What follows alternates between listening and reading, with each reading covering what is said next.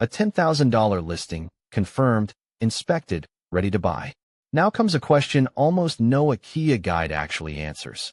How does that money get from a bank account on the other side of the planet into a Japanese seller's hands, in yen, on time, without losing a chunk of it to fees and exchange rate guesswork along the way?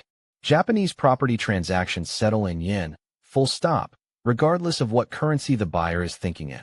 The payment itself typically splits into two transfers: a deposit, commonly 5 to 10% of the price, sent at contract signing, and the remaining balance sent at closing. Both have to actually clear in a Japanese account by specific dates tied to the transaction, which turns an ordinary international transfer into something with real deadline pressure attached. A standard bank-to-bank wire works, but it is rarely the cheapest or most transparent option. Banks routinely mark up the exchange rate on top of a flat transfer fee without stating either clearly.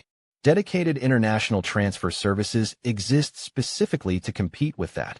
Some advertise using the real, mid-market exchange rate with a modest transparent fee instead.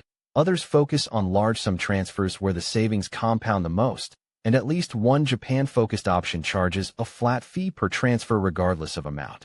For a 5 or 10% deposit on an already cheap house, the difference between a bank's marked-up rate and a transparent one is real money, even on a small transaction. Japanese receiving banks operate under anti-money laundering rules that can flag an incoming international transfer for extra questions, especially a large, unexplained one landing in an account for the first time. Having the purchase contract ready to show the purpose of the transfer heads off most delays before they start.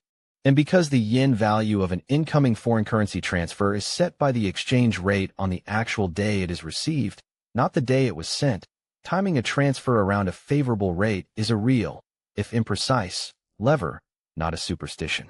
Nobody makes a video about a wire transfer because it feels exciting, and that is exactly why it catches buyers off guard. The house was the hard part to find. The money is the easy part to get wrong, through fees nobody compared, documentation nobody prepared in advance, or a transfer that lands a week later than a closing date assumed it would.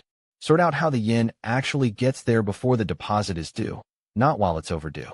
If this made Japan's empty house market a little clearer, subscribe to Akiya Handbook, the channel that explains how Japan's cheap houses actually work, honestly, and without selling you anything.